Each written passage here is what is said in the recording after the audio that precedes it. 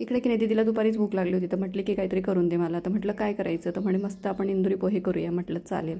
मग काय माझं काम चाललेलं होतं स्टिचिंगचं, आणि त्यातच मधीला आता पोहे खायचे होते दीदीला. तर म्हटलं चला, मग पोहे चांगले 2 पाण्याने स्वच्छ धुवून घेतले आणि बाजूला ठेवले भिजत. त्यानंतर मग इकडे आता तडका तयार करून घेते. त्यामध्ये हिंग, हिरवी मिरची, त्यानंतर हळद, आणि मस्त तडका तयार झाल्यानंतर तो आपल्याला पोहेवर टाकायचा आहे. पोहे काढून घेतले मी आता चाळणीतनं, आणि त्यामध्ये आपल्याला घालायचं आहे आमचूर पावडर, आणि त्यानंतर साखरसुद्धा थोडीशी अर्धा चमचा मी पाण्यामध्ये घोळून ठेवली होती, ती पण आपल्याला घालायची आहे.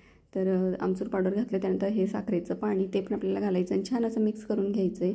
त्यानंतर पातेल्यात पाणी ठेवले आणि ती चाळण ठेवली. त्याच्यामध्ये आपल्याला हे पोहे घालायचे आहेत आणि मस्त असे वाफून घ्यायचे आहेत त्याला 5 ते 7 मिनटं, आणि वरून त्याला झाकण ठेवायचं, मस्त वाफून घ्यायचे. आणि वाफ आल्यानंतर मस्त आपले पोहे बघा असे मोकळे मोकळे झालेले, अगदी मऊ लुसलुशीत कापसासारखे झाले. मस्त वरून गार्निशिंग करायची, कांदा घालायचा, त्यानंतर आपल्या आवडीचं फरसाण घालायचं आहे. लिंबू पिळायचं असेल तर पिळू शकता, आणि मस्त गरमागरम पोहे रेडी झालेले. तर चला, व्हिडिओ कसा वाटला नक्की कमेंट्समध्ये सांगा.